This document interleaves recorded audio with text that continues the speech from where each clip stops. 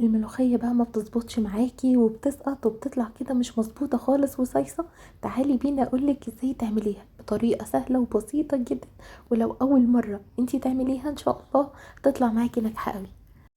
انا مروة، لو اول مرة تشوفيني وتتابعيني متنسيش تشتركي في القناة وتفعلي جرس التنبيهات عشان ان شاء الله يوصلك اشعارات بوصفاتي الجديدة. الملوخية من الحاجات اللي بجد ما تتقاومش، لازم تتعمل صح علشان كده تبقى ليها مزاج في الاكل. تمام كده. هنحضر الملوخية بتاعتنا ونقطفها كويس جدا وهنغسلها ونصفيها تماما. بعد ما بتتصفى انا ما بحبش اقطعها اللي هي المخرطة دي، لا بحب اعملها في الكبة.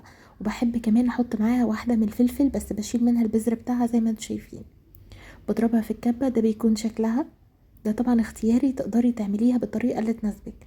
حطيت عليها كمان من 3 ل4 كبشات من المرقة، اي مرقة متوفرة عندك. القوام طبعا بتاع الملوخية بتاعك انتي، في ناس بتحبها تقيلة جدا علشان لما تيجي كده تتاكل ودن قطة تبقى تقيلة كده ومتماسكة، وناس بتحبها زي الشوربة. فاللي انتي بتحبيه هتعملي على حسبه. تمام كده. بس ده قوام المفروض المظبوط يعني. بدق بقى 3 ل4 فصوص من التوم بالشكل ده وبحضرهم. حطيت طبعا الملوخية على النار. اول ما تاخد اول غلوة ببتدي اطلعها من على النار واحط معلقة سمنة بلدي كويسة جدا مليانة يعني محترمة. وابتدي انزل بقى بمعلقة التوم اللي احنا ضربناها او هرسناها كويس جدا. يا نهار ابيض على الريحة بقى، الريحة هنا بقى بجد تجنن، خطيرة.